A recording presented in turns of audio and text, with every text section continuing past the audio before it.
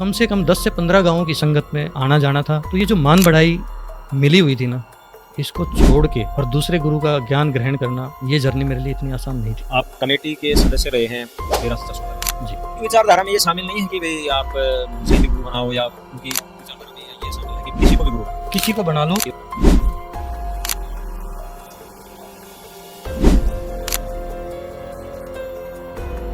गुरमीत राम रहीम पूरी संगत को नाच गा के भ्रमित कर रहे हैं, इसके अलावा कुछ नहीं। आपकी वाइफ भी गुरमीत राम रहीम से जुड़ी हुई थी? जी हाँ, मेरी वाइफ और बच्चे, हम 2 बच्चे और हस्बैंड वाइफ सभी डेरा सच्चा सौदा से जुड़े हुए थे। और मेरी जो वाइफ थी वो वहाँ की काफ़ी सेवाएं संभालती थी, फाइनेंशियल सेवाएं भी थी जिसमें, क्योंकि मेरी जो पत्नी थी राम रहीम के ज्ञान के प्रति, अपने गुरु के प्रति इस हद तक समर्पित थी कि वो मर जाऊंगी लेकिन गुरु का दर नहीं छोड़ूंगी। गुरमीत राम रहीम जी के साथ आप फिल्मों में एक्टिंग करते हैं, उनके साथ काम करते हैं, उनके साथ सेवाएं करते हैं, क्या सोच थी आपकी, मतलब क्या सोच करके आप एक्टिंग करते थे? देखो, एक भगत अपने गुरु के साथ अपना भगवान मान के ही उसकी हर वाक्य को फॉलो करता है। हर आप राम रहीम जी को गुरु मानते थे कि भाई ये मतलब ठीक है, जैसे इन्होंने भक्ति बताई है वैसे हम कर रहे हैं, जो भी विधि बताई है, चाहे वो नाचना गाना था, चाहे वो चीजें थी, कुछ भी शामिल था, जो भी बता रहे थे आप करते जा रहे हैं। एक तरह से घुट्टी बना के पिलाई जाती थी बच्चे को, जो डेरा सच्चा सौदा से जुड़ा होता है। ज्ञान चाहे किसी भी सतर का हो, गुरु को नहीं छोड़ना।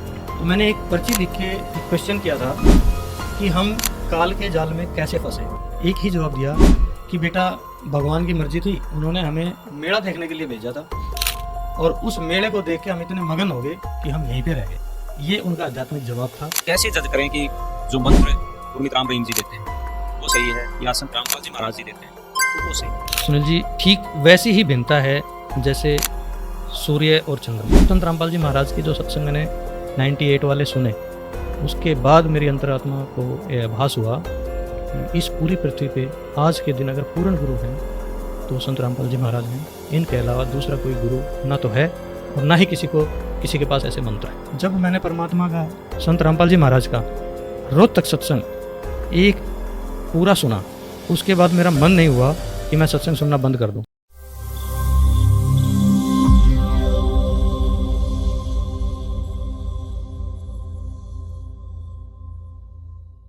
नमस्कार दोस्तों, आप सभी का स्वागत है हमारे इस खास पॉडकास्ट में।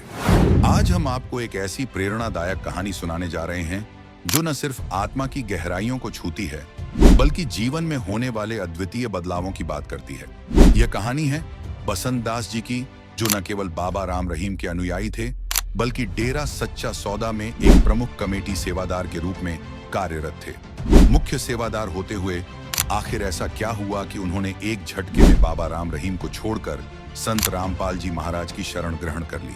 आज हम जानेंगे कि उनकी इस असाधारण यात्रा की शुरुआत कैसे हुई। क्या वह निर्णायक क्षण था जिसने उन्हें डेरा सच्चा सौदा को त्यागने के लिए मजबूर किया, और किस प्रकार संत रामपाल जी महाराज के उपदेशों ने उनके जीवन में गहरी छाप छोड़ी। बसंत दास जी के मन में कुछ सवाल उठे जो उनकी आत्मिक खोज का हिस्सा बन गए। सवाल कुछ इस प्रकार से थे: भगवान को निराकार क्यों बताया जाता है? काल कौन है? कबीर कौन है और उनका वास्तविक स्वरूप क्या है? आदि मंत्र क्या है और उसका महत्व क्या है? क्या शाह मस्ताना जी को सावन सिंह जी ने नाम दीक्षा का अधिकार दिया था? शिव दयाल जी का कोई गुरु था या नहीं?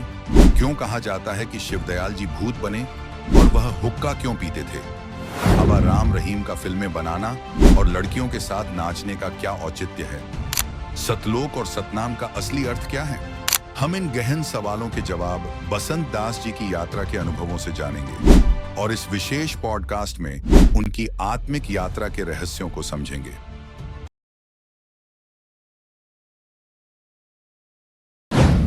नमस्कार दोस्तों, आप सभी का स्वागत है हमारे खास पॉडकास्ट में।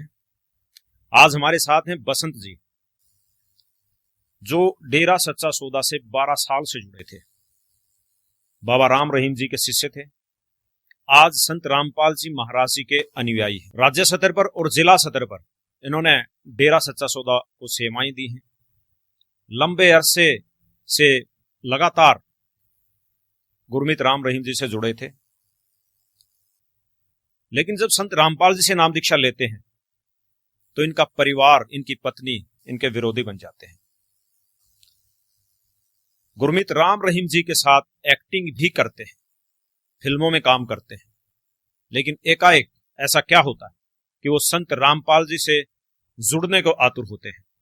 तो दोस्तों, हमारे साथ हैं आज बसंत दास जी। इनकी रोचक घटना के बारे में हम बात करेंगे। नमस्कार है बसंत जी। नमस्कार सुनील जी। बसंत जी, हम ये बताइए आप कहाँ से हैं? सुनील जी, अगर मैं पर्सनली अपने विषय में बताना चाहूँगा कि मैं बिलोंग करता हूँ अपने डिस्ट्रिक्ट झज्जर हरियाणा से, गांव भौजौलरी से जी। और 19 साल की एज में मैंने एयरफोर्स को ज्वाइन किया और एयरफोर्स की ड्यूटी करते करते मेरी पोस्टिंग दिल्ली में हुई। दिल्ली की पोस्टिंग के दौरान एक प्रोग्राम हो रहा था, ये शायद जून या जुलाई की बातें हैं, 2006 की। संत गुरमीत राम रहीम का कोई प्रोग्राम था राजा हरिश्चंद्र हॉस्पिटल नरेला के पास। तो चूंकि मेरी मदर ने नाम लिया हुआ था उनसे, वो जुड़ी हुई थी काफ़ी पहले से, और वो मेरे इत्तेफाक से वो मेरे पास यहाँ दिल्ली आई हुई थी और उन्होंने जिद की कि मुझे सत्संग में जाना है, कोई भी व्यवस्था करके मुझे वहाँ भिजवाया जाए। मुझे ये पता था कि वो कभी दिल्ली की भीड़ को या दिल्ली में ट्रैवल नहीं कर सकती थी, वो पढ़ी लिखी नहीं थी। तो इस वजह से मैंने स्पेशल छुट्टी लेके मैं उस प्रोग्राम को उनके अटेंड करने के लिए लेके गया।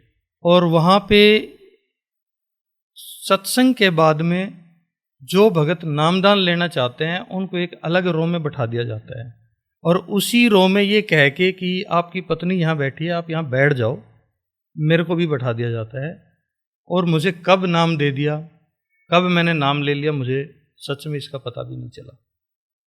लेकिन मुझे ये बताया गया कि अब आपने नाम ले लिया है, अब आप भक्ति कीजिए जो नाम आपको मिला है। हाँ, ये ज़रूर है कि जो नाम देने की जो प्रक्रिया थी वो मैं देख भी रहा था और सुन भी रहा था, बट मुझे इनफैक्ट ये नहीं पता था कि मुझे नाम दिया जा रहा है, क्योंकि वहाँ पे कलेक्टिवली करीब हज़ारों लोग बैठे थे। इसके बाद मैं अपने घर आ जाता हूँ, एक नॉर्मल जो मेरी प्रक्रिया होती है ड्यूटी जाने की, और जो भी काम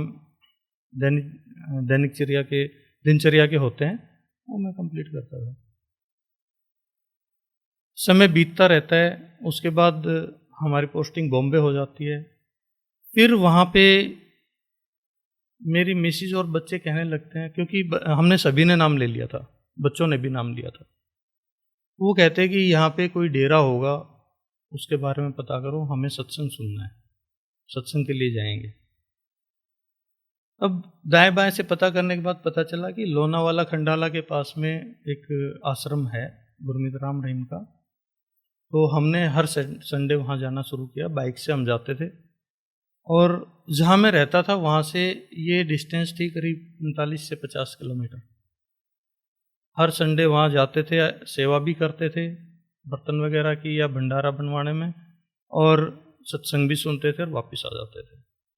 बच्चे इसको एक एज ए टूर लेते थे, भी टूर पे जाना है, घूमने जाना है, उस नज़रिए से जाते थे। उसके बाद मेरी वापस सर्विस छोड़ने के बाद यहाँ दिल्ली आके सेटल होते हैं।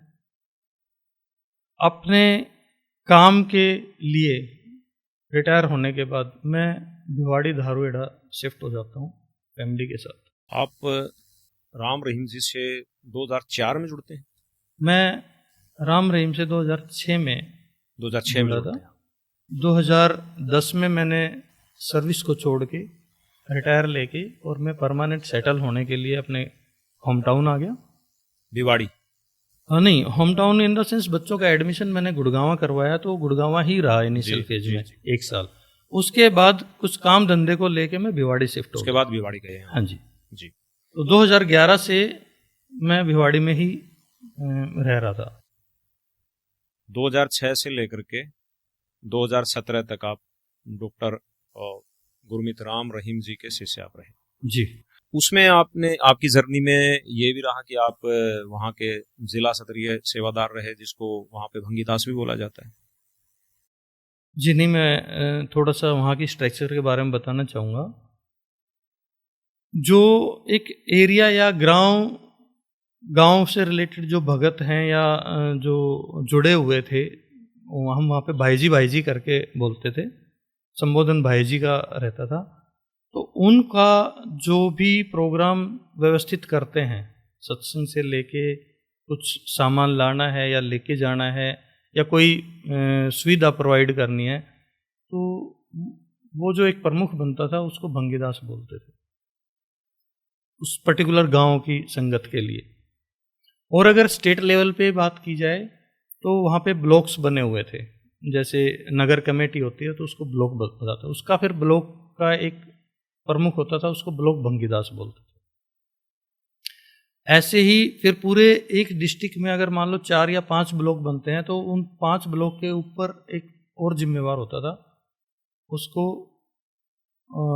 जिला भंगीदास, यानी कि उसको ब्लॉक भंगीदास, मेन भंगीदास बोलते थे। तो ये एक व्यवस्था थी किसी भी सेवा का प्रारूप को रूपांतरित करने के लिए।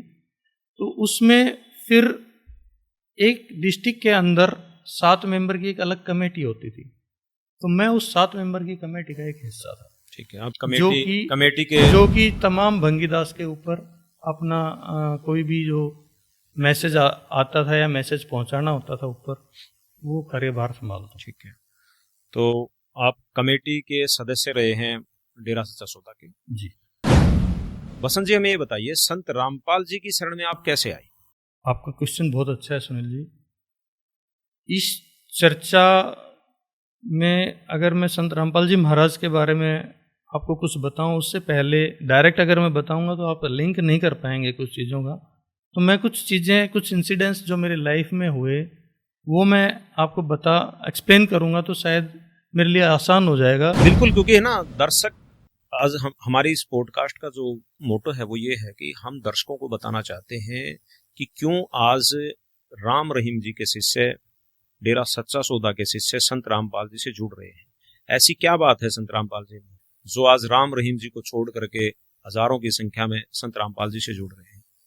और हमें भी काफी शिष्य मिल रहे हैं जो हमें बता रहे हैं कि मैं 20 साल से जुड़ा हुआ था राम रहीम जी से, 14 साल से जुड़ा हुआ था, 15 साल से जुड़ा हुआ। तो हजारों की संख्या में हमें वो शिष्य मिलते हैं। तो हमारा उद्देश्य ये है, हम आपके माध्यम से ये जानना चाहते हैं कि ऐसी क्या खास बात है संत रामपाल जी में। मैं जब भिवाड़ी में परमानेंटली रहने के लिए वहाँ अपने बच्चों के साथ शिफ्ट हो चुका था, उस दौरान संत राम रहीम का प्रोग्राम बहुत ज़्यादा लेवल पे चल रहा था। संगत भी बहुत जुड़ी हुई थी और एक संगत का जुड़ाव इतना घनिष्ठ हो गया था कि मुझे अपने पैतृक गांव से ज़्यादा स्नेह या लगाव और जान पहचान मेरी वहाँ आज धारोएड़ा भिवाड़ी में है संगत के साथ। कोई भी प्रोग्राम हो, जैसे गुरमीत राम रहीम ने एक विशेष प्रोग्राम चलाया था, शहर शहर जाके सफाई अभियान, जिसमें बढ़ चढ़ के हिस्सा भी लेते थे, खुद तो जाते ही थे, इवन अपने खर्चे से बसें करके पूरी संगत को लेके जाते थे। जो खर्चा नहीं दे सकते थे उनका खर्चा भी वहन करते थे। बॉम्बे, कोटा, अजमेर, करनाल, दिल्ली और अनेकों शहर जो मुझे याद पड़ रहे हैं आज, यहाँ मैं सफाई अभियानों में गया हूँ, सफाई भी की है, लोगों के घर की गंदगी अपने सिर पे उठा के और बाहर फेंकी है। ये एक सामाजिक कार्य था जो हमें अच्छा लगता था, दिल को सुकून पहुंचाता था। इसमें आध्यात्मिकता का कोई लेना देना नहीं। ये सारे प्रोग्राम अटेंड करते करते एक दौर आया और हमें पता चला कि गुरमीत राम रहीम डेरा सच्चा सौदा सिरसा में रूबरू नाइट्स का प्रोग्राम अरेंज किया जा रहा है। रूबरू नाइट्स? जी हाँ, रूबरू नाइट्स। ये रूबरू नाइट्स क्या होती है? हमने भी मीडिया के माध्यम से सुनी है बातें, किसी के माध्यम से चीजें सुनी हैं जी कि रूबरू नाइट्स, नाम सुना है केवल। आप बताइए दर्शकों को कि क्या होती है रूबरू? सुनील जी, जैसे वहाँ का जो सत्संग का जो पैटर्न था, वो पैटर्न इस नज़रिए से था कि जब भी घर घर सत्संग जो होते थे तो उसमें क्या है, जो गुरुजियों ने एक पुस्तक लिखी हुई है, वो उसमें कुछ भजन लिखे हुए हैं। उस कौन से गुरुजी? शाह सतनाम जी महाराज की शाह एक सतनाम बुक है, हाँ जी। उसके कुछ भजन लिखे हुए हैं पुराने। तो उन भजनों को एक, क्योंकि यहाँ पे ना 2-3 गुरुजी हो गए, जी जी संत रामपाल जी जो आपके अभी वर्तमान के गुरुजी, जी जी जी बिल्कुल। और पहले डॉक्टर गुरमीत राम रहीम जी। मैं गुरमीत राम रहीम सिंह का जब अनुयायी था और उस दौर में जो मैं सत्संग अपने घर पे भी करवाता था, तो मैं उसके बारे में चर्चा जी, जी, कर रहा ठीक है। हूँ, वो एक्सप्लेन कर रहा हूँ। तो वहाँ पे जो सत्संग का जो प्रारूप होता था वो ऐसा होता था कि भगत आते थे, इकट्ठा होते थे, सभी जिन्होंने नाम लिया हुआ है या जो जुड़े हुए थे या जो नहीं भी जुड़े हुए हैं, वो भी एक संगीत या ढोलक पेटी की जो आवाज़ का जो गुणगान सुनते हैं ना, जो हम मंदिरों में सुनते हैं, भजन वगैरह जी, गाते जी। हैं ढोलक पेटी के साथ, ऐसे ही भजन गाते थे। रूबरू नाइट्स में। नहीं, मैं रूबरू नाइट्स की बात नहीं कर रहा हूँ, मैं घर घर जो सत्संग का अच्छा, प्रोग्राम सत्संग में, होता ठीक था, है, ठीक है। मैं रूबरू नाइट्स पे आऊँगा, उसका एक जो स्टार्ट कैसे हुआ मैं उसके बारे में बताना ठीक चाहता है, हूँ। ठीक है। वो ढोलक पेटी के साथ लोग नाचते भी थे, भजनों के साथ नाचने भी लगते थे, डांस करते थे। हाँ जी, उसमें भाई भी बहन भी बैठते तो अलग अलग थे लेकिन डांस भी करने लगते थे। कभी कभी ये बात दिल को खटकती थी कि वे डांस क्यों कर रहे हैं। ये क्या आध्यात्मिकता में डांस अलाउड है? गाना बजाना का हमें नहीं पता था भाई, भजन को हम भगवान का कीर्तन मान के गाते थे, लेकिन नाचने का हमें नहीं पता था। वो दिल में खटकता था कि शायद डांस आध्यात्मिकता में अलाउड है या नहीं, हमें नहीं पता था, लेकिन दिल को कुछ अलग सा महसूस होता था जब कोई नाचना शुरू कर देता था। इसी सिलसिले में जब रूबरू नाइट्स का प्रोग्राम स्टार्ट हुआ तो दिल में एक जिज्ञासा उठी कि हमें ये प्रोग्राम ज़रूर देखना है। वैसे तो गुरुजी के हर एक प्रोग्राम में, गुरुजी मतलब गुरमीत राम रहीम के बारे में बात कर रहा हूँ, कोई भी प्रोग्राम होता था, कोई भी बुलावा आता था, किसी भी प्रकार की सेवा आती थी, तो भगवान ने एक ऐसी दया बख्श रखी थी हमारे ऊपर, दिल के अंदर हमेशा ही आती थी कि हम अपने गुरु के लिए जैसे भी हैं काम आ जाएं उतना ही कम है, तो हम बढ़ चढ़ के हिस्सा लेते थे। उस रूबरू प्रोग्राम में मुझे आज भी याद है, दिल में एक उमंग थी कि पता नहीं गुरुजी क्या दिखाना चाह रहे हैं, और हम ये सोच के सपरिवार उसमें हिस्सा रूबरू लेने नाइट्स के में लिए, चले जाते। हाँ उसमें हिस्सा लेने के लिए सिरसा पहुंचे। मुझे डेट और महीना तो याद नहीं है, लेकिन मुझे ये ध्यान है कि शायद वो कुछ सर्दी के दिन थे। ठीक है। वहाँ पे प्रोग्राम शुरू हुआ और गुरमीत राम रहीम सिंह जी ने प्लेटफॉर्म स्टेज तैयार कर रखी थी, और ये प्रोग्राम पूरा एक जो हम गेम खेलते हैं ना स्टेडियम, उस स्टेडियम के अंदर आयोजित किया हुआ था। उस स्टेज पे ठीक वैसा ही प्रोग्राम था जैसा आज हम डांस वगैरह का जो प्रोग्राम टीवी शो लाइव चलते हैं उस पे जो देखते हैं, ठीक वैसा अरेंजमेंट था। मंच तैयार था और क्रेन वगैरह का जो सपोर्ट दे के ऊपर से अलग अलग वैरायटीज पेश करते हैं, जो जैसे बाइक पे चढ़ के और ऊपर से नीचे आना, इस तरह के प्रोग्राम थे। स्टंट दिखाए जाते। हाँ, स्टंट दिखाए जाते थे। उन्होंने अपना गाना शुरू किया, इधर सारी संगत उठ के नाचना शुरू कर देती है। डांस करते हैं सभी। हाँ, डांस करते हैं। अब वो डांस मस्त होके करते हैं, मस्ती में करते हैं, भगवान की मस्ती में करते हैं, या किस तरीके से करते हैं, वो हर इंडिविजुअल का अपना एक फीलिंग हो सकती है। ये था पूरा रूबरू नाइट का प्रोग्राम। और जो कि सुबह मतलब मेन चीज देखें तो रूबरू नाइट्स, डांस, चीजें, खेल, नाचना, गाना, वो एक सबका मिला जुला प्रारूप है। प्रारूप था, और वो प्रारूप जब शुरू हुआ तो एज ए गुरु, क्योंकि हमारा लगाव तो गुरु से था और गुरु को हम भगवान से कम नहीं मान सकते, भगवान ही मानते थे, यही सोच के जुड़े हुए थे। बिल्कुल।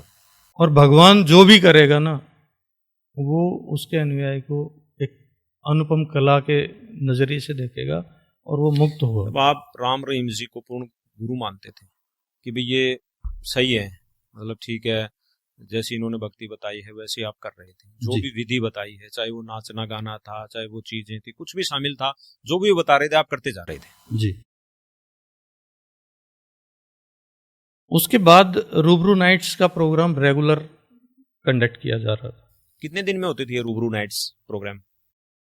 वैसे महीने में 1 या 2 मतलब 1 या 2 हो ही जाते थे। हो ही जाते थे।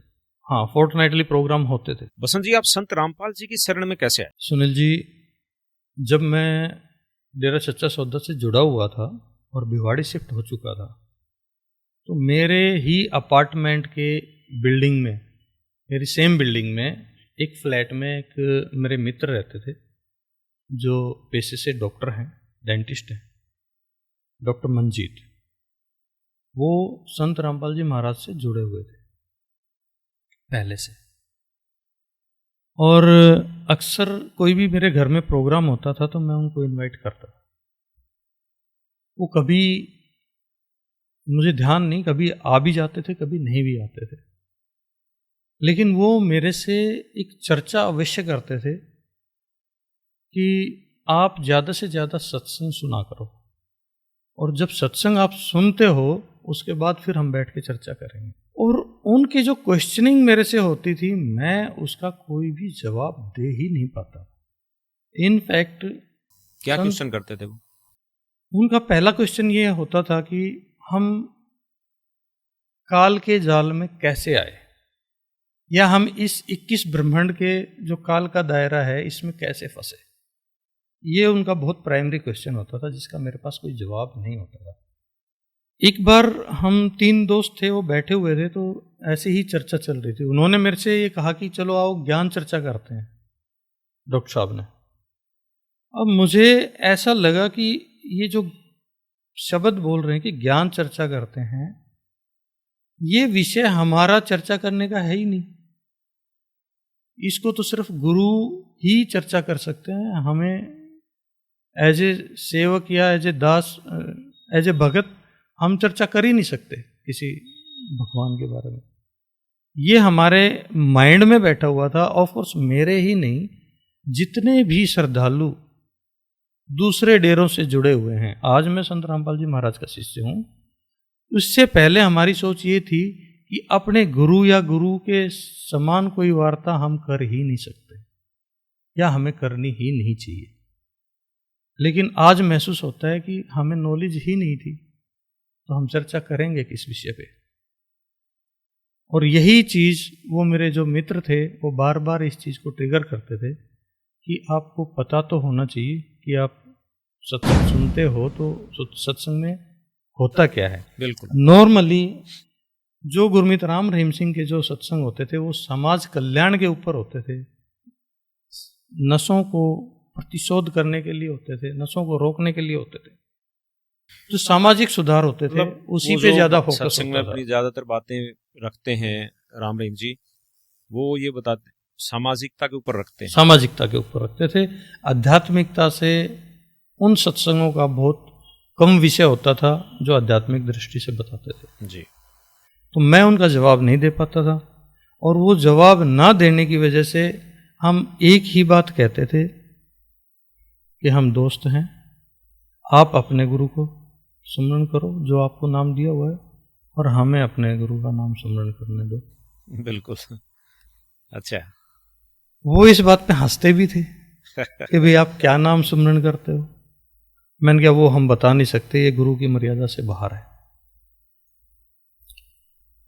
गुरु जी हमें कभी ये नहीं कहा कि आप गुरु बदल सकते हैं, या कभी इस विषय में कभी चर्चा नहीं की। संत राम रहीम के जितने भी सत्संग हमने सुने, वो एक ही बात कहते थे कि जिसको भी गुरु बनाओ, अपने गुरु के प्रति दृढ़ यकीन होना चाहिए। किसी को बना लो, किसी को बना लो, लेकिन अपने विचारधारा गुरु में की ये शामिल नहीं है कि भाई आप मुझे ही गुरु बनाओ, या उनकी विचारधारा में या ये शामिल है कि किसी को भी गुरु बना लो। वास्तव में तो उनका आशय ये था कि आप मेरे शिष्य हो तो आपका मेरे प्रति दृढ़ यकीन होना चाहिए, कहीं और जाना ही नहीं चाहिए जीव। किसी से उनका कोई मतलब था या नहीं था, ये चीज मैंने कभी नोटिस नहीं की, लेकिन इतना जरूर नोटिस किया कि जो संत राम रहीम से जुड़े हुए थे, वो किसी और गुरु का ज्ञान सुन के या उससे अच्छा ज्ञान मिल जाए ये सुन के कहीं छोड़ के ना चला जाए, इस विषय से वो विचलित जरूर थे। और इसीलिए बार बार यही कहते थे कि अपने गुरु के प्रति दृढ़ यकीन हो तो ही तुम्हें सतलोक मिल पाएगा।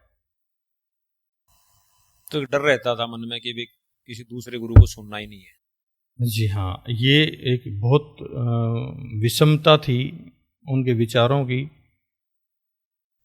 लेकिन संत रामपाल जी तो दूसरे गुरु के बारे में खुद ही बताते हैं, स्वयं बताते हैं।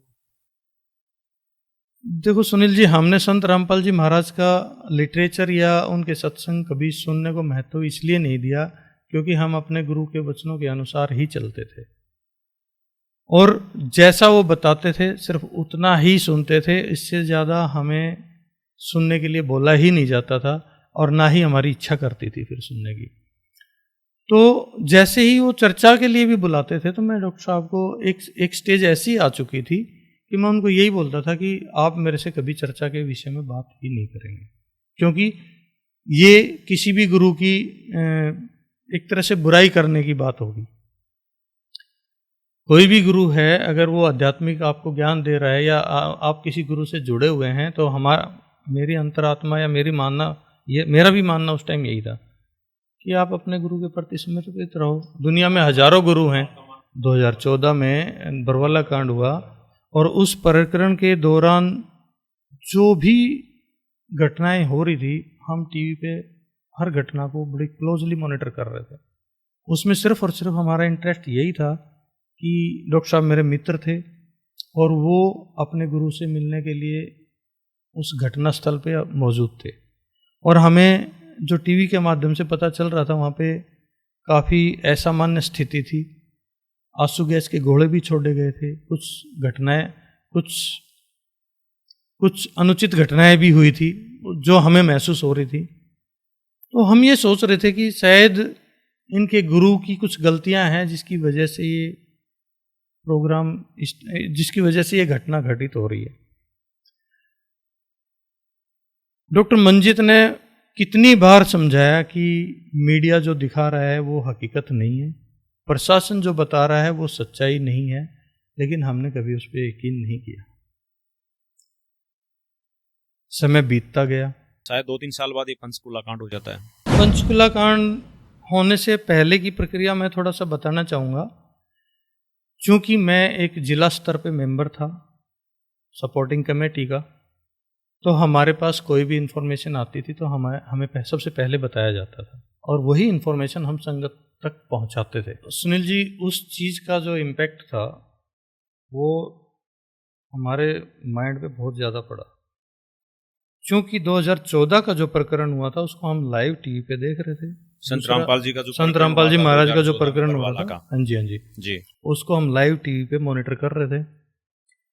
उसके बाद डॉक्टर साहब ने जो एक्सप्लेन किया उसको भी हमने सुना कि प्रशासन और मीडिया क्या दिखाना चाह रहा है, क्या बता रहा है और हकीकत क्या थी।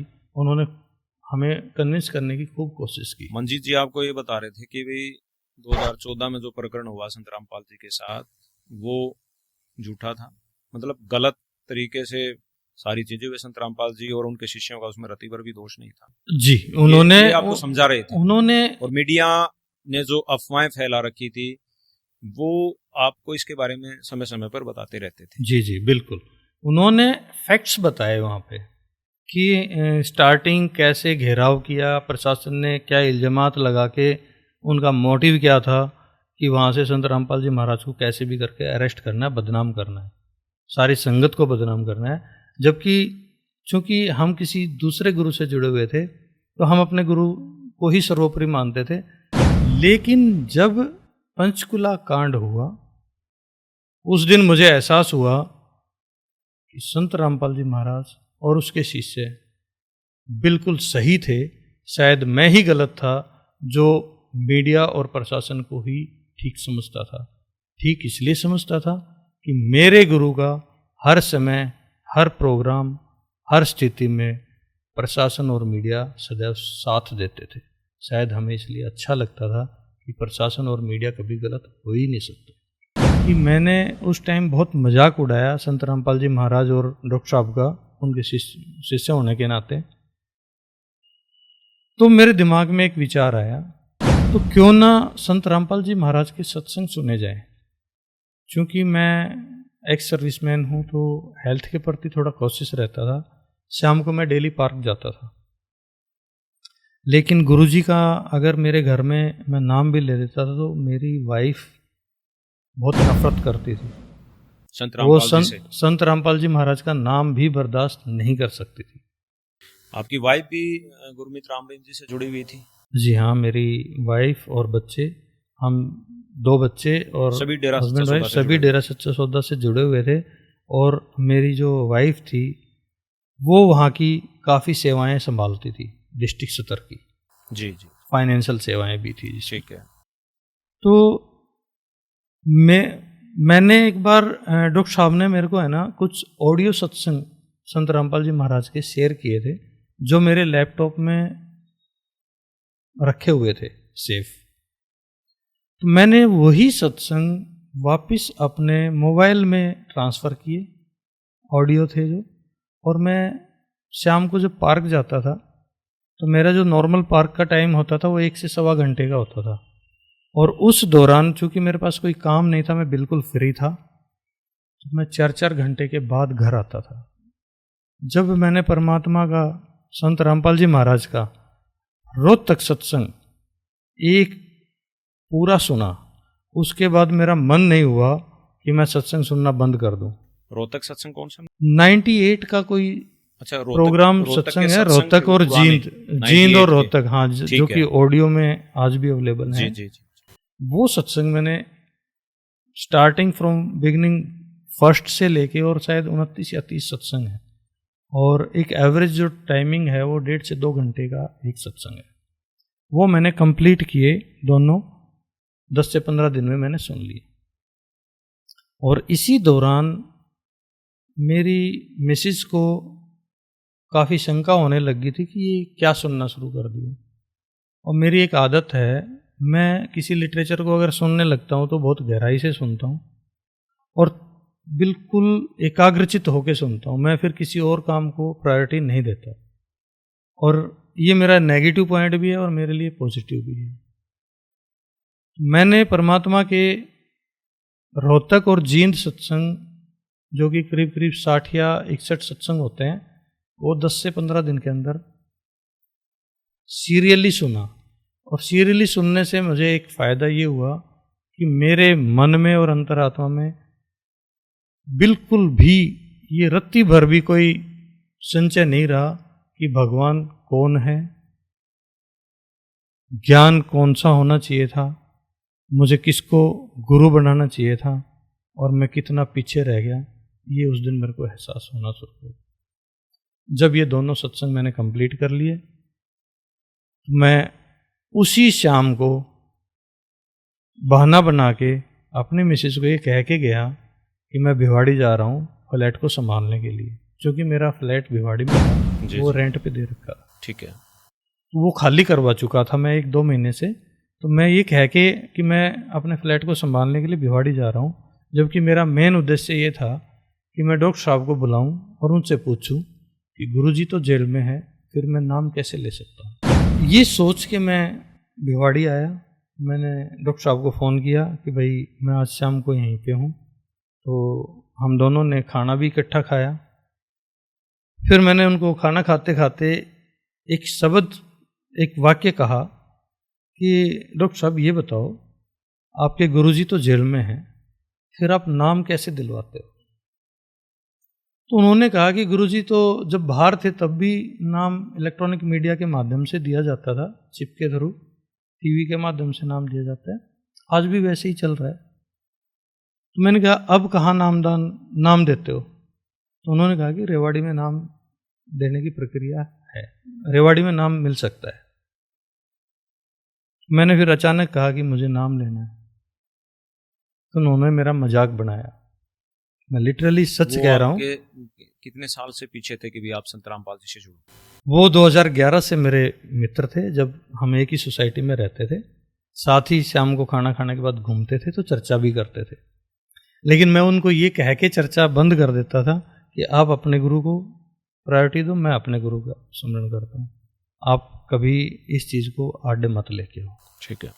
और वो बीच बीच में रिपीट करते थे, महीने 2 महीने में अवश्य जिक्र करते थे ज्ञान चर्चा का, जिसको मैं वहीं दबा देता था। तो मैंने जो लास्ट वर्डिंग उनको कहा था, उनको यही बोला था कि मेरे और आपके संपर्क हैं मित्रता के, आप मेरे गुरु के बारे में और मैं आपके गुरु के बारे में कुछ बोलना नहीं चाहता, तो आप भी मेरे से ना बोलें। ये सारी चीज़ें करीब करीब 3 से 4 साल चली, और ये उनके बीच बीच में जो वो उत्सुक होते थे बताने के लिए, वो शायद उनके दिमाग से अब ख़त्म हो चुका था कि ये बंदा अपने गुरु को छोड़ के कुछ और सुनना पसंद ही नहीं करता। पता चल चुका था ये गुरमीत राम रहीम जी के कट्टर समर्थक। जी हाँ, बिल्कुल। तो उन्होंने अब जिक्र करना भी छोड़ दिया था, परमात्मा के भरोसे छोड़ दिया था। तो उस दिन जब खाना खाने के दौरान मैंने जिक्र किया कि मुझे नाम लेना है, तो मैं आज आपको एक्सप्लेन कर सकता हूँ। मुझे वो चेहरा अब भी डॉक्टर साहब का मेरे सामने घूमता हुआ नजर आ रहा है। उन्होंने एक वर्ड बोला कि क्यों मजाक कर रहे हो, मुझे पता है तुम नहीं छोड़ के, अपने गुरु को तुम नहीं छोड़ सकते। फिर मैंने दोबारा रिपीट किया कि नहीं, मुझे नाम लेना है। उसके बाद जो भाव उनके चेहरे पे आया था, शायद किसी सगे परिवार के मेंबर जो कि बहुत खुशी का कोई पल बताए ना, उसके चेहरे पे भी ना आए। वो मतलब मुस्कुराहट मैंने उसके चेहरे पे देखी, और उसने कहा कि सच बता, नाम लेगा? मैंने कहा हाँ, मुझे नाम लेना। बोला ठीक है, खाना खाते हैं, अभी चलेंगे। तब मैंने कहा कि नहीं, अभी नहीं जाएंगे। इस दौरान आपने सारा ज्ञान समझ लिया था? जी, सारी चीजें समझ चुके थे कि गुरमीत राम रहीम जी क्या ज्ञान बताते हैं, संत रामपाल जी क्या ज्ञान बताते हैं, तो सारी चीजें आपको पता चल चुकी थी? जी हाँ, मेरे को किसी ने इस बारे में कोई संदेह नहीं रहा कि कोई मेरे को ये गाइड करे कि भी असली गुरु या असली गुरु की पहचान या गुरु के दिए हुए जो मंत्र हैं वो कैसे काम करेंगे। इस चीज़ के विषय में संत रामपाल जी महाराज के जो मैंने सत्संग सुने, जींद प्रकरण और रोहतक प्रकरण 1998 के ऑडियो सत्संग, उनको सुनने के बाद मुझे कोई संशय नहीं बचा, एक लेस मात्र भी कोई संशय नहीं बचा कि संत रामपाल जी महाराज खुद कबीर परमात्मा के रूप में आज अवेलेबल हैं।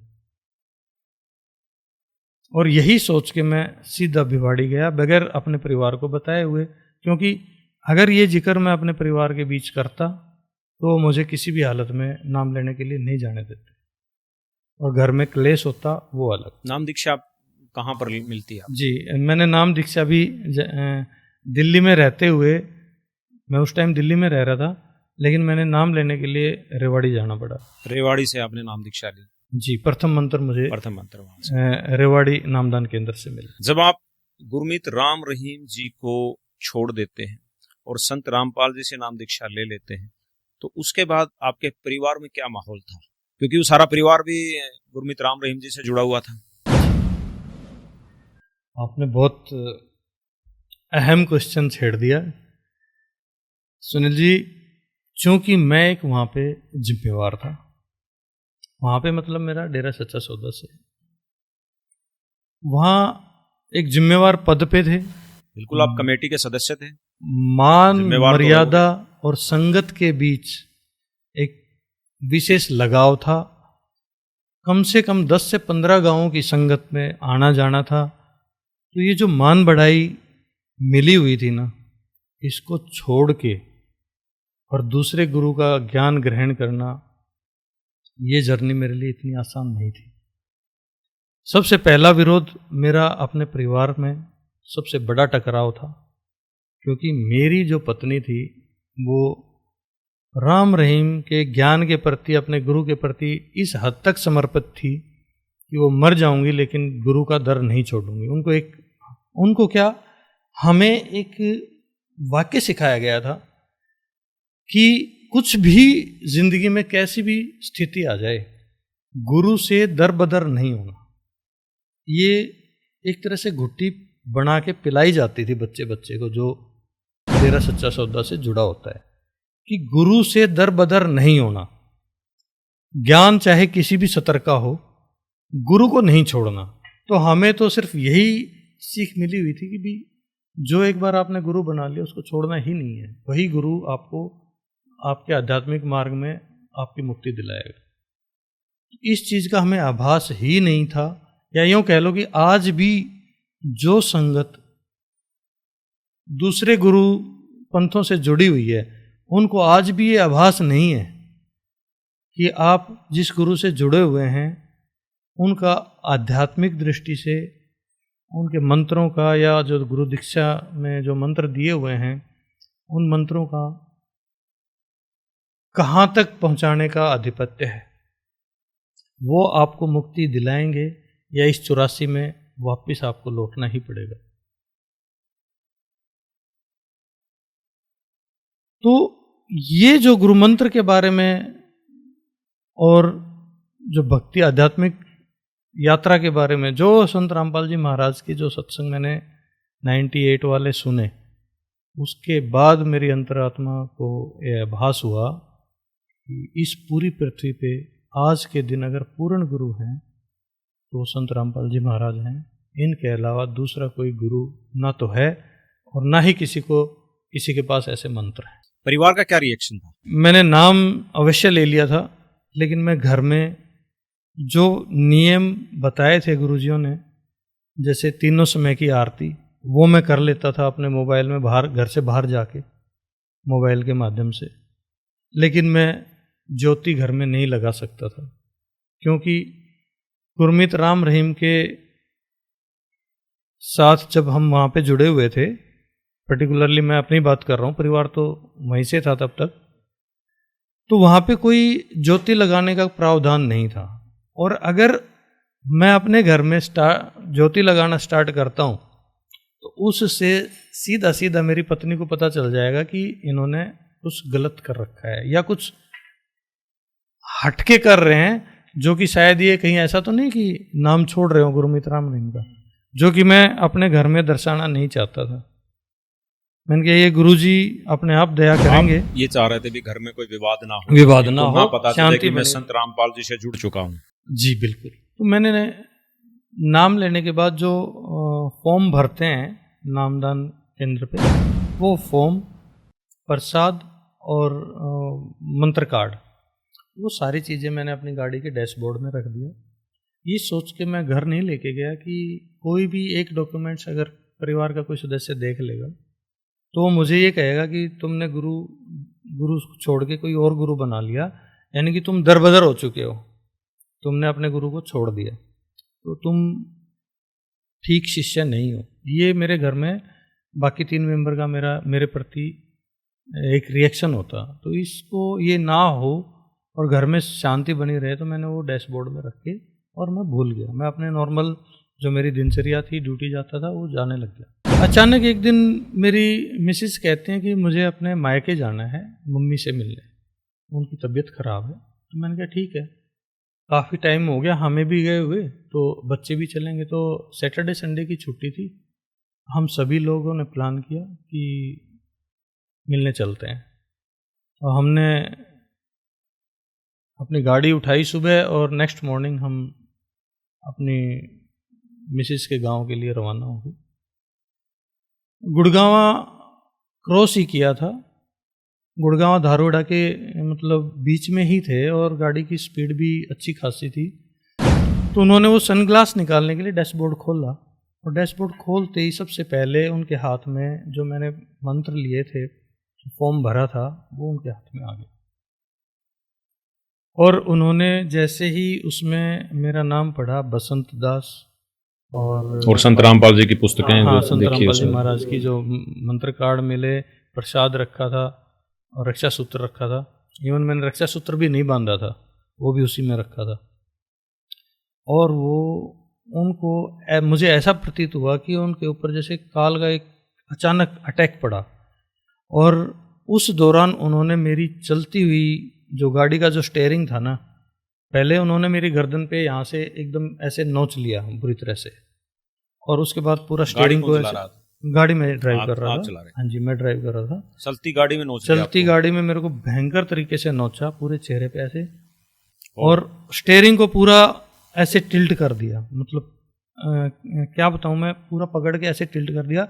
और सच में मुझे नहीं पता, चलती गाड़ी की स्पीड भी करीब 70 और 80 के बीच में नॉर्मल गाड़ी स्पीड होगी। उस स्पीड में उन्होंने उस स्टीयरिंग को टिल्ट किया और मुझे एग्जैक्टली ध्यान नहीं कि कब गाड़ी कैसे स्ट्रेट रही और बैलेंस नहीं डगमगाया। और वहीं से उन्होंने लड़ाई करना और गाली गलौज करना शुरू कर दिया।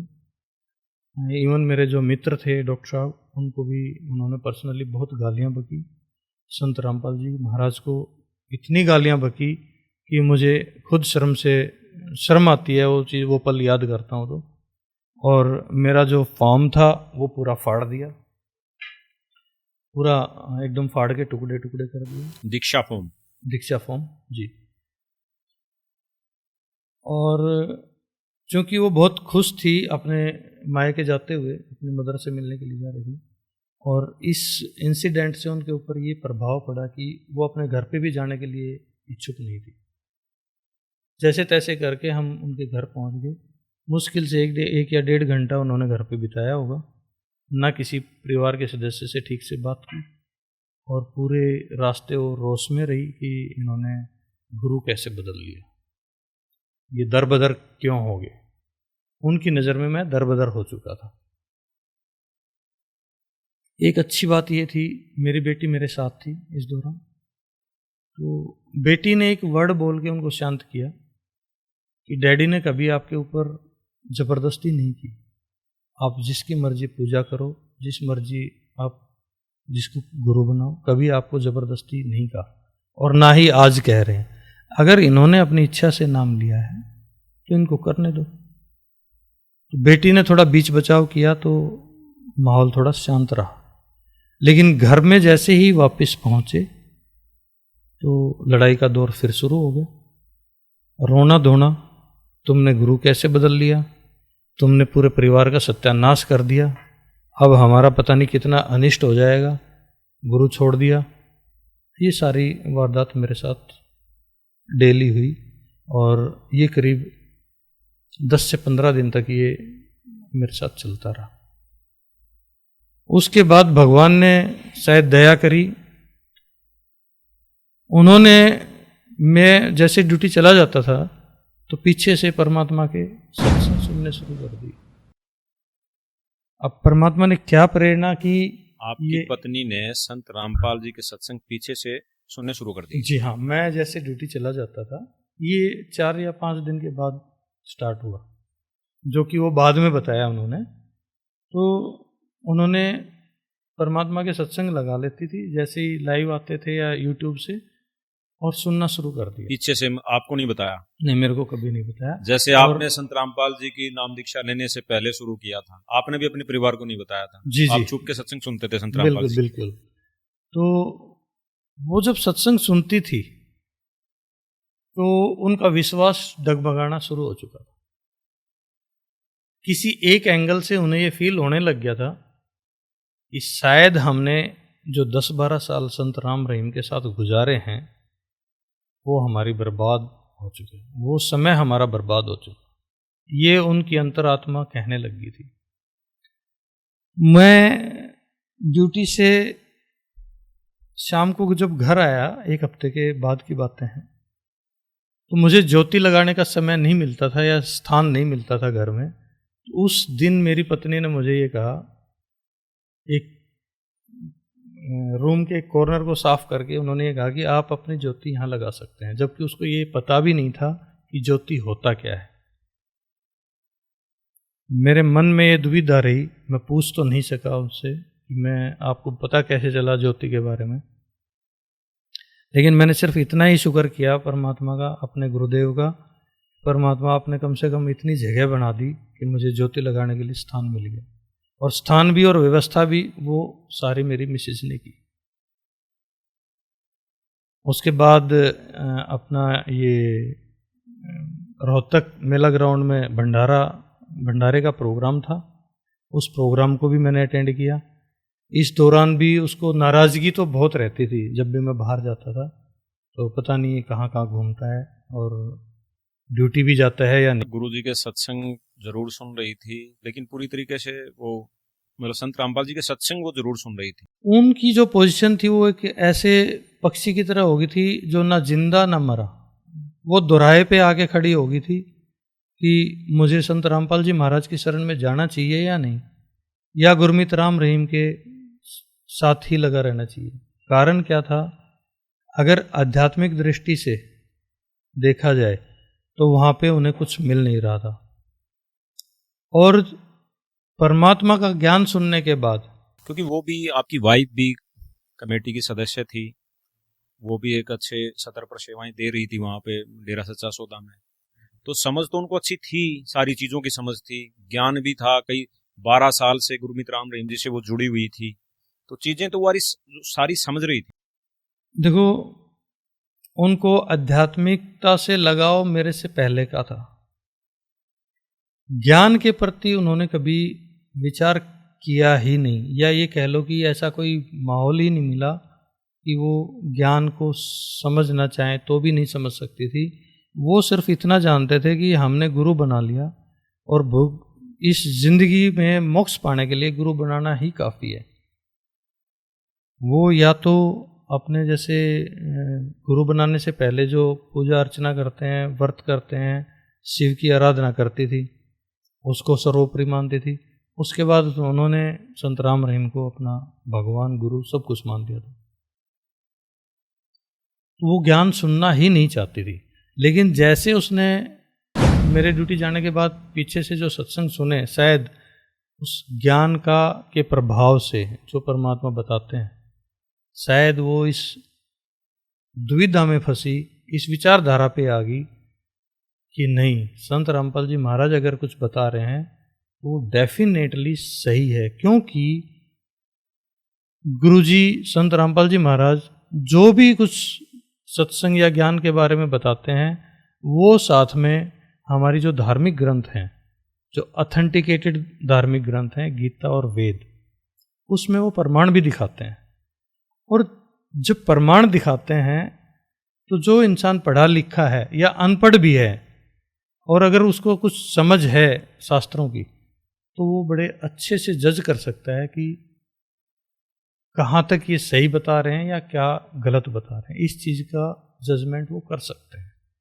तो चूँकि मेरी मिसिस खुद MA B.Ed हैं और हिंदी से उन्होंने MA किया हुआ है, तो उन्होंने हिंदी में जो हमारे कवि आते हैं, कबीर साहब को भी उन्होंने पढ़ा हुआ है, तो वो प्रकरण कहीं ना कहीं उनके विचारधारा में पहले से जुड़ा हुआ था। वो चीज़ें उनको फिर समझ में आई, परमात्मा का ज्ञान समझ में आया, और 2 महीने का समय लगा शायद। उसके बाद उन्होंने संत रामपाल जी महाराज की शरण में जाने के निश्चय कर लिया। आपकी पत्नी ने संत रामपाल जी से नाम दीक्षा ले ली? जी हाँ, मैंने मई में मेरे को भगवान ने मई में शरण में लिया, और मेरी जो भक्तमती हैं वो सितंबर में शायद उन्होंने नाम ले लिया। कोई भी धार्मिक संस्था है, चाहे कोई भी गुरु है, उसकी आध्यात्मिकता की जो जड़ें होती हैं, वो मंत्र होते हैं, नाम दीक्षा होती है। गुरमीत राम रहीम जी व संत रामपाल जी महाराज जी द्वारा जो नाम दीक्षा दी जाती है, उसमें क्या भिन्नता है?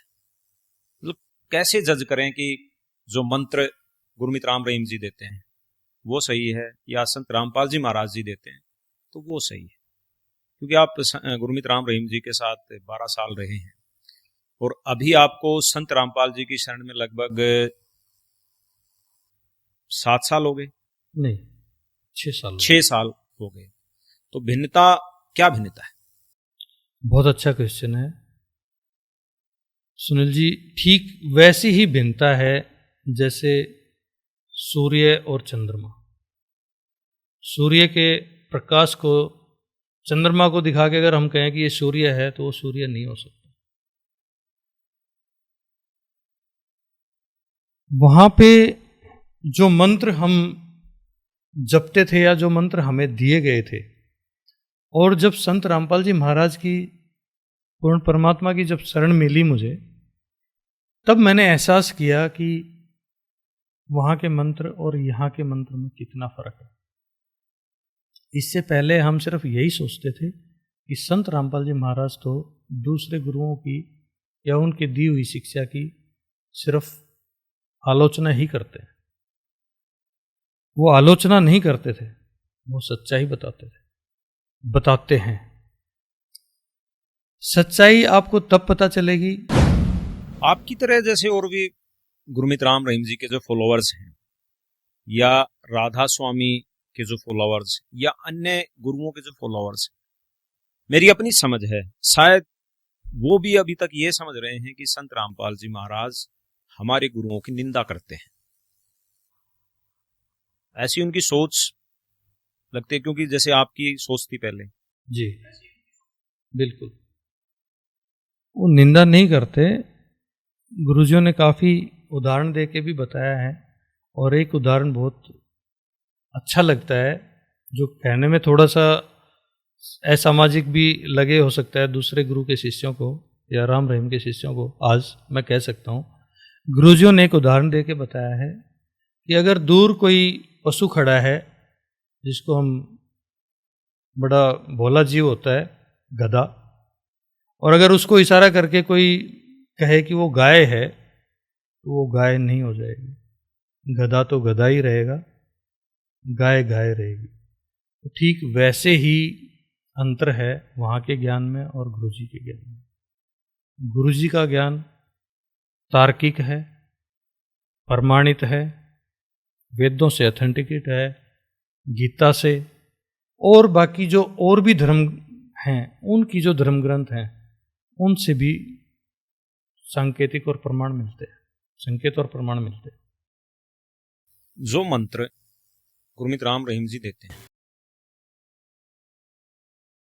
और जो मंत्र संत रामपाल जी देते हैं, क्या किसी प्रमाणित संतों के फैक्ट्स हमें मिले हैं कि भी कोई जैसे प्रमाणित संत वे हों, उन्होंने भी वो मंत्र दिए हों जो गुरमीत राम रहीम जी देते हैं, या उन्होंने वो मंत्र दिए हों संत रामपाल जी महाराज देते हैं? जी सुनील जी, मैं 12 साल डेरा सच्चा सौदा में रहा, 2006 से लेके 2017-18 तक कह सकते हैं, जब तक मैंने संत रामपाल जी महाराज की शरण में नहीं आया तब तक। वहां पे भी जो भी सत्संग होता था, उसमें उन्हीं महापुरुषों का जिक्र होता था, जैसे नानक जी हो गए, दादू जी हो गए, नामदेव जी हो गए। इन सभी संतों का जिक्र होता था, लेकिन कभी ये जिक्र नहीं किया कि उनको नाम कौन से मिले थे। मंत्रों का कभी जिक्र नहीं हुआ कि उनको क्या मंत्र मिले, ठीक है, मंत्र, गुरु मंत्र मिले थे।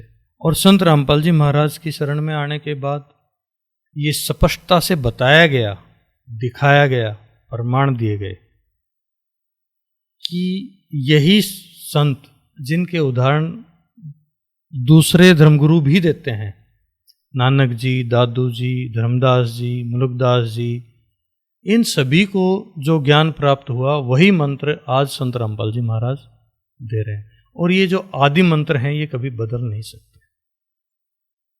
स्टार्टिंग से जब से सृष्टि रची गई है, सृष्टि रची गई है, तब से चल जो संत रामपाल जी महाराज दे रहे हैं जी। और दूसरे पंथ कोई भी इन मंत्रों को फॉलो नहीं करता। उनके जो मंत्र हैं बिल्कुल अलग है। डेरा सच्चा सौदा की हम बात करते हैं, तो डेरा सच्चा सौदा एक ब्रांच है राधा स्वामी पंथ की, और हमने सुना है कि राधा स्वामी पंथ के जो प्रवर्तक हुए हैं शिव दयाल जी, उनका कोई गुरु नहीं था। डेरा सच्चा सौदा और राधा स्वामी के बीच का जो दो पंथ हैं, इनका जो रिलेशन है वो ये है कि शाह मस्ताना जी, जिन्होंने डेरा सच्चा सौदा की स्थापना करी, उनके गुरु सावण सिंह जी थे। और सावण सिंह जी ने ऐसा कहीं पे कोई प्रमाण नहीं दिया कि शाह मस्ताना जी को बोला हो कि आप किसी अलग पंथ की स्थापना करो और एक अलग पंथ चलाओ और गुरनाम दो। शाह मस्ताना जी ने भी अपना मनमुखी ये डेरा शुरू कर दिया था। जी हाँ, आज इस चीज़ का खुलासा संत रामपाल जी महाराज की शरण में आने के बाद मुझे पता चला। मैं आपको बताता हूँ कि डेरा सच्चा सौदा की जो स्थापना है वो 49 में हुई है, 1949 में। जी। और इनके जो गुरुजी थे वो एक्सपायर हुए हैं 1948 में। जी जी जी। सावण सिंह जी। तो इस दौरान नाम दीक्षा दिलवाने के लिए स्टार्टिंग फेज में ये शाह मस्ताना जी अपने भक्तों को व्यास लेके जाते थे सावण सिंह जी के पास, और वहां से नाम दीक्षा दिलवाई जाती थी। उसके बाद एक समय आया और इन्होंने उनके गुजरने के बाद, शरीर छोड़ने के बाद, सावण सिंह जी के शरीर छोड़ने के बाद इन्होंने डेरा सच्चा सौदा में सिरसा से ही नामदान देना शुरू कर दिया।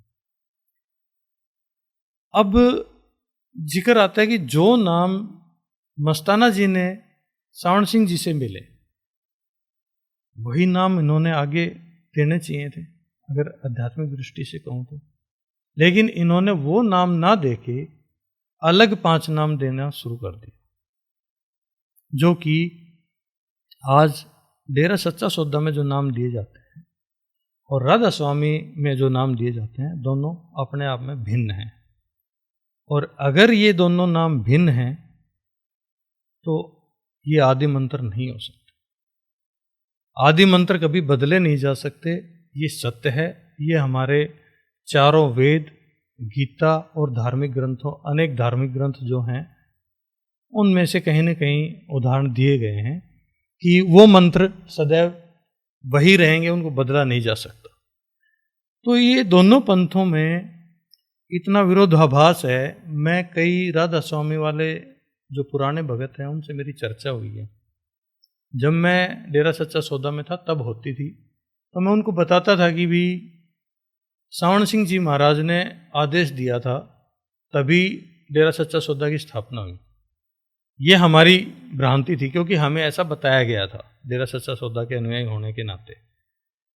जबकि मैं आपको हकीकत बताऊं, आप किसी राधा स्वामी वाले से मिलो और उससे डेरा सच्चा सौदा की बात करो तो वो ये कहेगा कि ये गुरुद्रोही थे पिल्लामल, जिन्होंने डेरा सच्चा सौदा की स्थापना की। इनको सावण सिंह जी महाराज ने बेदखल कर दिया था और इन्होंने जबरदस्ती अपना एक पंथ स्टार्ट किया है। हाँ सुनील जी, मैं एक चीज़ बताना चाहूँगा, एक विषय के बारे में बताना चाहूँगा। संत रामपाल जी महाराज की जब मुझे शरण मिली, ज्ञान सुन लिया, उसके बाद मैंने जो 12 साल वहाँ पे मेरे जो खराब हुए उसके बारे में मैंने अपने आप का विश्लेषण किया। विश्लेषण के दौरान मैं उस गुरु प्रणाली के बारे में जानना चाहा कि जहाँ मैंने 12 साल लगाए उस प्रणाली का निकास कहाँ से था, उस पंथ का। तो जब ये विषय पे मैंने अपनी रिसर्च शुरू की तब मैंने पाया कि राधा स्वामी जो शिवदाल जी महाराज से स्टार्ट हुआ था, पहली बात तो किसी भी पंथ की एक गुरु मर्यादा होती है, उनका कोई गुरु नहीं था। वो मनमुखी, शिवदयाल जी का कोई गुरु नहीं था। जी, शिवदाल जी महाराज का कोई गुरु नहीं था, मनमुखी थे वो। उन्होंने अपने मनमुखी विचार से बंद करके कमरे में साधना की और उस साधना से निकल के कुछ समय बाद उन्होंने अपने आप को गुरु डिक्लेयर कर दिया। दूसरा, उनकी जो शिष्या थी बुक्की शिवदयाल जी की, वो उनको हुक्का पे, उनके अंदर वो आके हुक्का पीने की प्रेरित करते थे, जबकि संत मते में, आध्यात्मिकता में तंबाकू का सेवन बहुत ही नीच कृत्य है। जी, तो जब मैं इन चीज़ों को कोरिलेट करने लगा तब मुझे एहसास हुआ कि जिस मकान की नींव ही नहीं है उस पे फिर दूसरी मंजिल बनाने का कोई तात्पर्य ही नहीं हो सकता। तो जो पंथ अपने आप में बिना गुरु प्रणाली के स्टार्ट हुआ और उसी पंथ से एक दूसरा पंथ निकल के स्टार्ट किया गया, वो मोक्ष कभी दिला ही नहीं सकता, जो कि वो हमेशा क्लेम करते हैं कि हम सतलोक ले जाएंगे, सचखंड ले जाएंगे, उनको सत्यता यही है कि उनको सचखंड की परिभाषा भी नहीं पता कि सचखंड है क्या चीज। शिवदयाल जी के गुरु नहीं थे, शिवदयाल जी हुक्का पीते थे और शिवदयाल जी फिर भूत बने। फिर राधा स्वामी पंथ की वो स्थापना होती है, राधा स्वामी पंथ के बाद डेरा सच्चा सौदा की स्थापना होती है।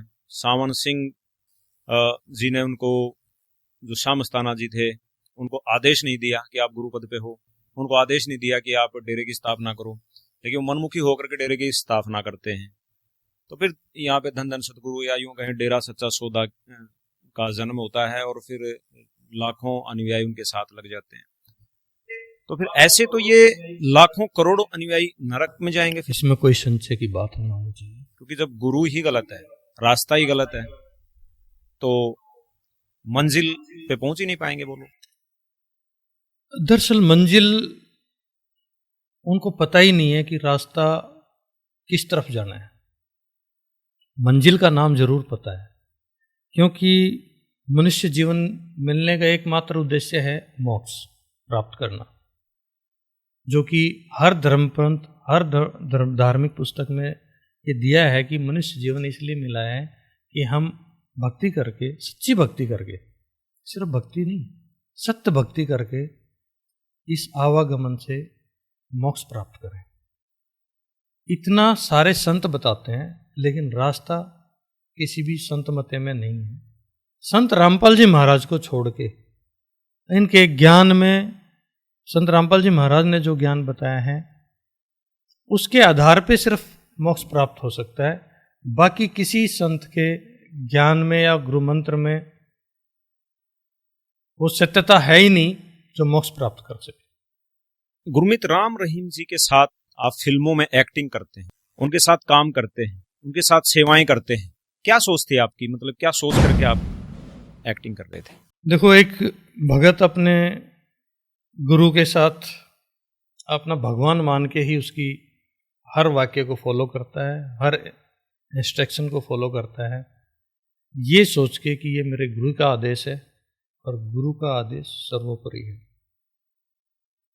तो जिस समय फिल्म बनाने का प्रयोजन हुआ, शूटिंग हो रही थी, उस शूटिंग का हम हिस्सा बने, हमने पार्टिसिपेट किया शूटिंग में। 3-3, 4-4 दिन की शूटिंग होती थी। हमें वहाँ रहना भी पड़ता था, तो हम सब परिवार ही जाते थे। तो ये सोच के जाते थे कि गुरु के आदेश हैं और गुरु के आदेश सर्वोपरि हैं और हमारा कोई उद्देश्य नहीं होता था। अब शूटिंग जब स्टार्ट हुई, फिल्में बनने शुरू हुई, तो अंतरात्मा ये कचोटती थी कि गुरुजी ने ये जो कार्य शुरू किया है, ये आध्यात्मिकता से मैच नहीं करता। ये मेरे ही नहीं, जो आज भी डेरा सच्चा सौदा से जुड़े हुए हैं, लाखों श्रद्धालुओं के मन में ये विचार आज भी उठता है। संत रामपाल जी और डॉक्टर गुरमीत राम रहीम सिंह जी, दोनों की विचारधारा एकदम से अलग है। गुरमीत राम रहीम जी डांस करते हैं, फिल्में निकालते हैं, गाने गाते हैं, और वो हमने भी देखा कि वो फिल्मी भी होते हैं। संत रामपाल जी एकदम से उनसे उलट हैं, वो इनका विरोध करते हैं, गानों का, फिल्मों का, ऐसी चीजों का। संत रामपाल जी सही हैं या डॉक्टर गुरमीत राम रहीम सिंह जी सही है? संत रामपाल जी महाराज और गुरमीत राम रहीम सिंह जी महाराज, इनके बीच में आप तुलना कर ही नहीं सकते। संत रामपाल जी महाराज के साथ किसी भी संत की आप तुलना कर ही नहीं सकते। इसके बारे में जब मैंने संत रामपाल जी महाराज से दीक्षा नहीं ली थी, तब मेरी अवधारणा कुछ और थी और आज कुछ और है। तो मैं आपको अपनी दोनों फीलिंग शेयर कर सकता हूं। जब फिल्में बन रही थी और रूबरू नाइट्स का प्रोग्राम चलता था, जहां संगीत, गाना, भजन के रूप में जो भी चीज़ें प्रस्तुत होती थी, लेकिन उनका पूरा मॉडर्नाइज हो चुका था, स्टेज का प्रयोग होता था।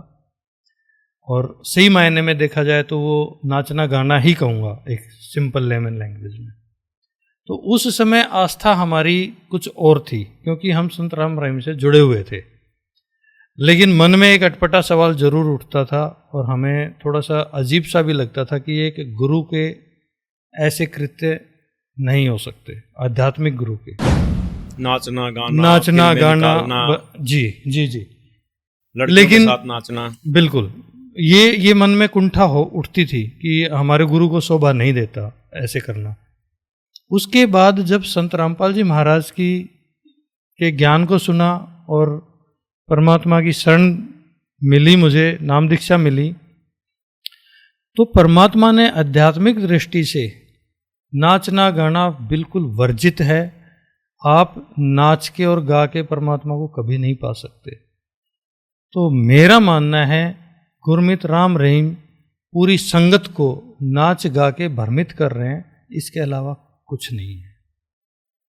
और नाचना गाना हमारे बुजुर्गों से हमने सुना था, जो एक विशेष जाति विशेष, वैसे तो हम जाति मानते नहीं है, लेकिन एक जाति विशेष का काम होता था। भांड होते थे जो पहले जमाने में नाचते गाते थे। नहीं, कोई साधारण पुरुष भी उस टाइम खुशी के माहौल में भी नाचते गाते नहीं थे, एक जाति विशेष को बुलाया जाता था, वही नाचते गाते थे। आज का दिन इस कदर विलुप्त हो गए हैं, चीजें ऐसे मिक्स हो गई हैं, लोग अपनी इज्जत और बहू बेटियों को भी सरेआम नचाते गाते हैं। ये हमारे धर्म की तो है ही है, साथ में सामाजिक का भी एक तरह से पतन है, सामाजिकता का भी, जो बहन बेटियां सरेआम नाचती गाती हैं, जो कि हमारे घर की इज्जत कहलाती हैं। तो संत रामपाल जी महाराज का जो ज्ञान है वो सर्वोपरि है और उसका कोई सानी नहीं है।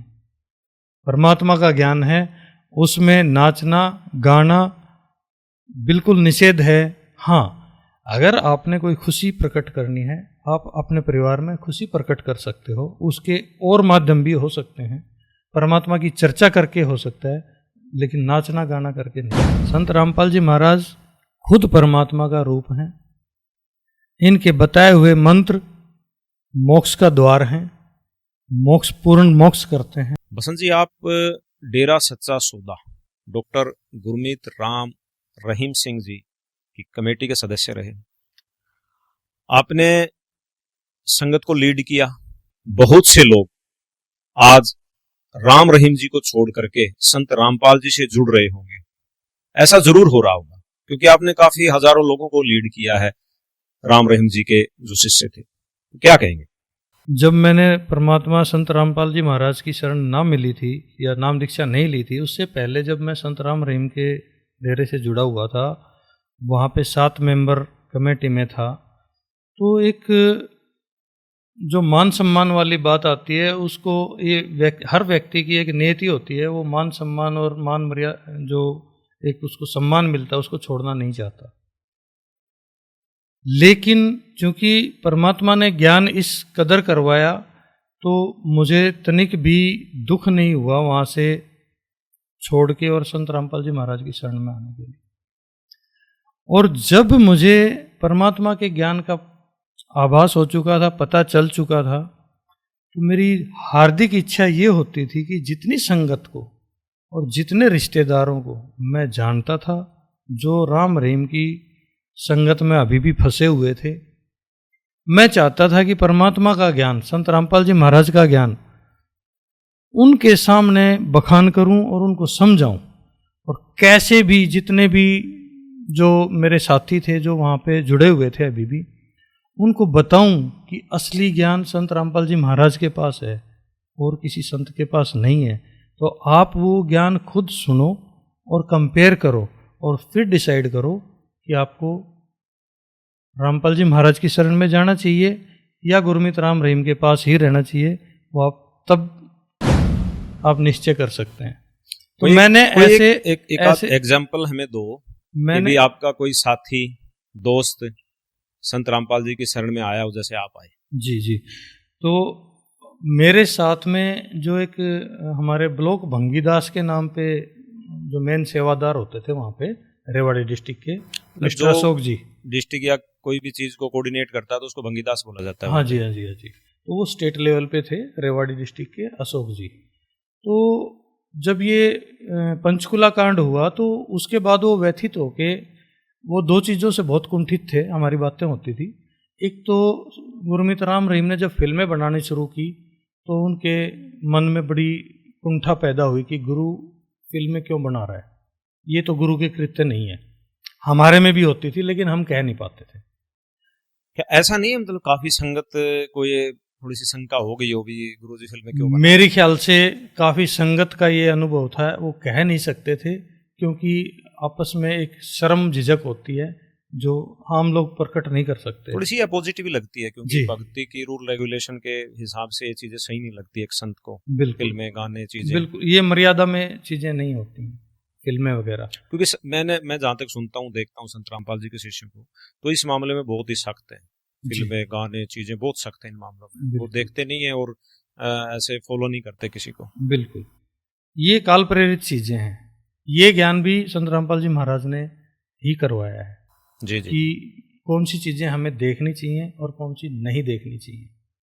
तो मैंने जब ये पंचकुला कांड हुआ तो वो जो मिस्टर अशोक थे हमारे साथ आपके सेवादार दोस्त? थे, दोस्त भी थे, तो उन्होंने डेरा सच्चा सौदा को त्याग के और राधा स्वामी से नामदान ले लिया। फिर मुझे बड़ा अजीब सा लगा। अच्छा, वो डेरा सच्चा सौदा को छोड़ दिया लेकिन राधा स्वामी? हाँ जी हाँ जी। अच्छा। तो मुझे किसी ने बताया कि अशोक भगत जो भंगीदास थे उन्होंने डेरा सच्चा सौदा को छोड़ के और राधा स्वामी में चले गए।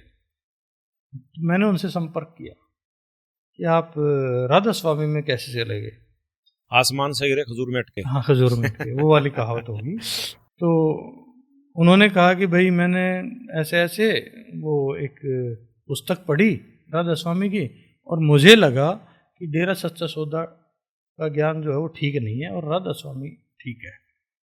तो मैंने उनसे एक क्वेश्चन किया, तो अशोक जी एक बात बताएं, जो गीता का जो ज्ञान दिया था वो असल में किसने दिया था? तो उनका जवाब था कि गीता का जो ज्ञान दिया था वो काल भगवान ने दिया था।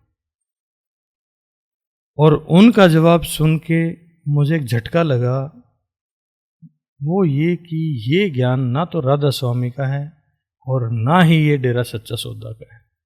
तो मैंने उनसे एक अलग क्वेश्चन किया, आपको क्या पता कि काल ने दिया या कृष्ण जी ने दिया? सभी लोग तो कहते हैं कि कृष्ण ने गीता का ज्ञान दिया।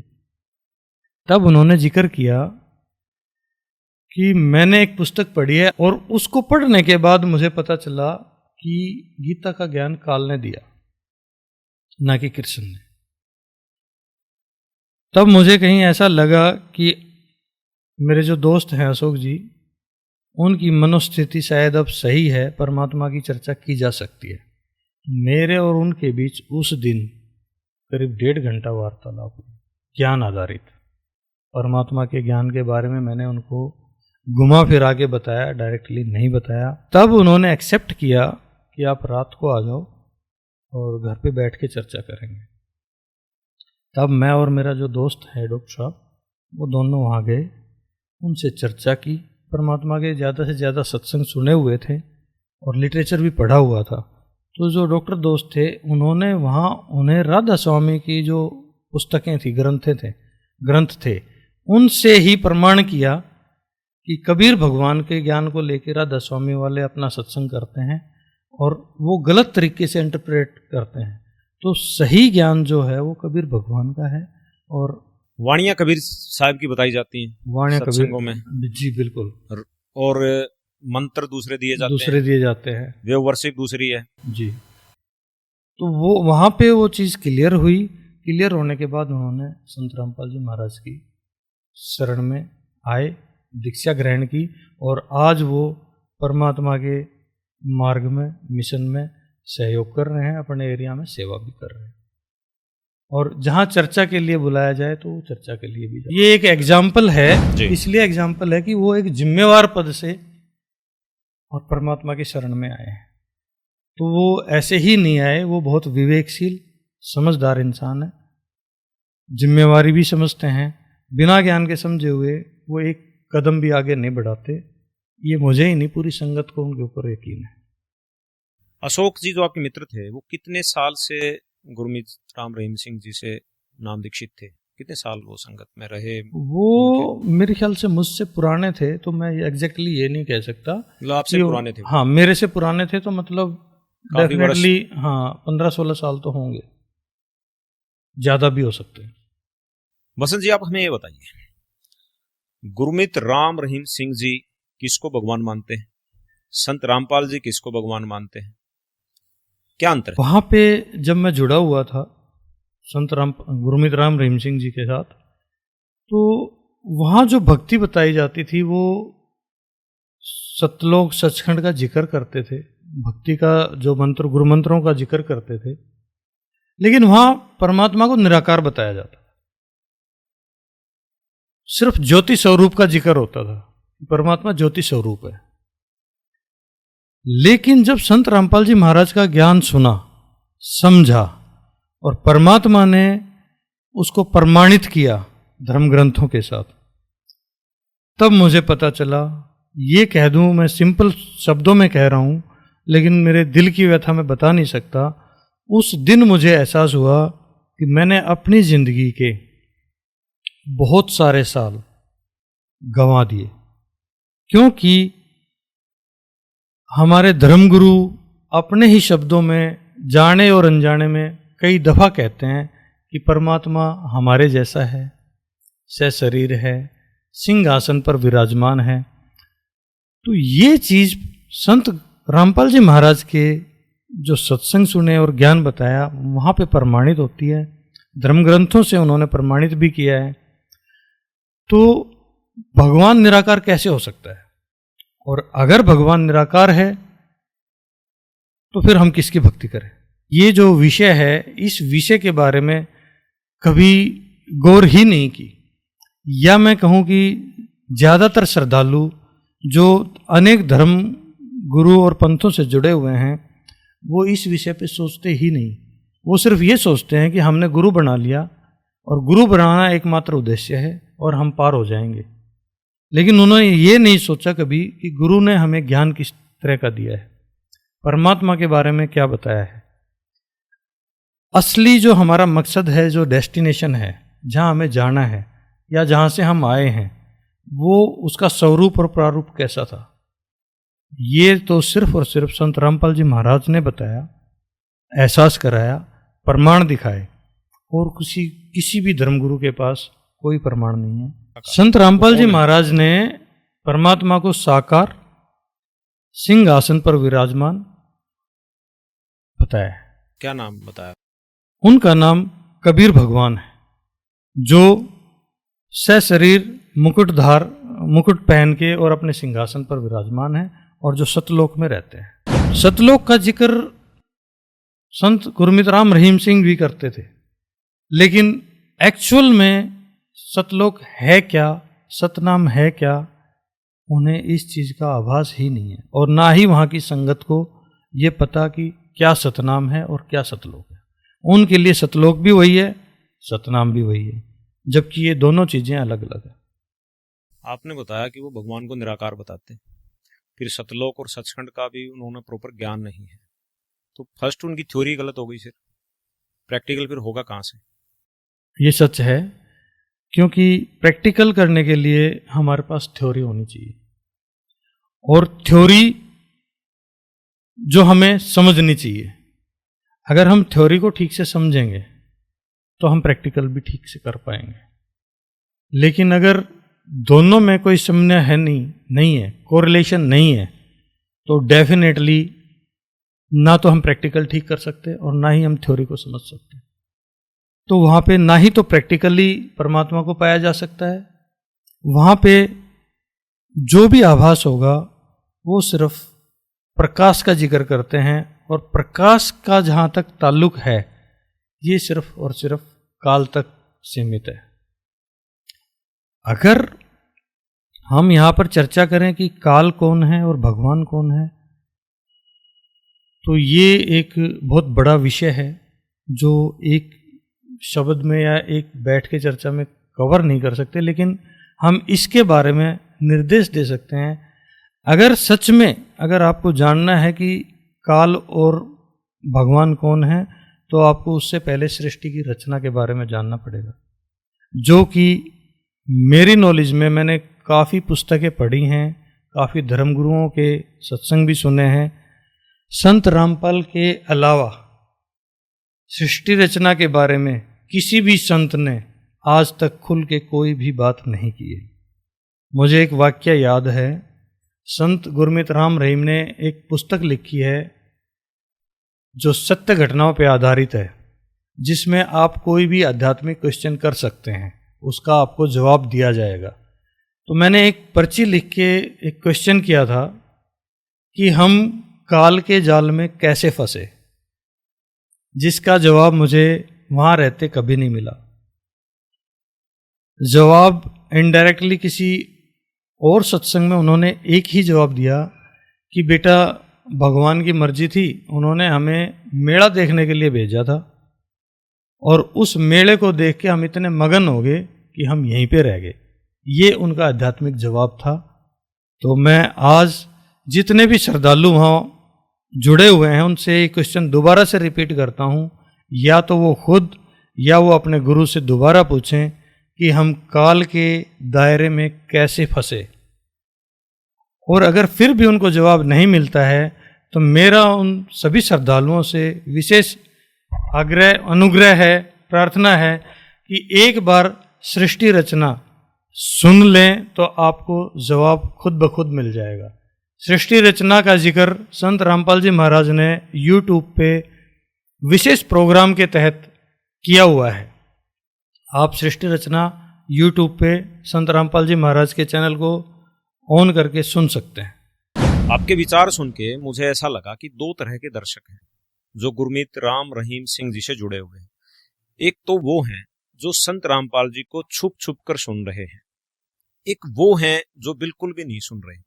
तो दोनों के लिए आप क्या संदेश देना चाहेंगे? संत रामपाल जी महाराज के बिहाफ से एक प्रार्थना जरूर कर सकता हूँ भक्त समाज से कि जो छुप छुप के संत रामपाल जी महाराज के सत्संग देखते हैं और अपनी हिम्मत नहीं जुटा पाते, उनके लिए भी, और जो भक्त दूसरे पंथों से, डेरा सच्चा सौदा के अलावा किसी और पंथ से भी जुड़े हैं, उनके लिए भी मैं एक प्रार्थना करता हूँ कि आप पढ़े लिखे हैं, समझदार हैं, अपना कल्याण करवाने के लिए किसी गुरु को अपना माध्यम बनाना चाहते हैं, तो आप अपने गुरु का ज्ञान सुनने के बाद संत रामपाल जी महाराज का ज्ञान अवश्य सुनें, उससे कंपेयर करें, फिर अपना निर्णय लें।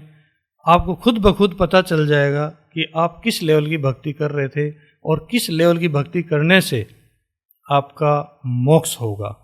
संत रामपाल जी महाराज आज पूरे विश्व में नहीं, पूरे ब्रह्मांड में एकमात्र गुरु ऐसे हैं जो पूर्ण भक्ति और पूर्ण भक्ति का मार्ग और भगवान मोक्ष दिलाने का जो गुरुमंत्र हैं, जो आदि सनातन काल से चले आ रहे हैं, उसकी शिक्षा देते हैं।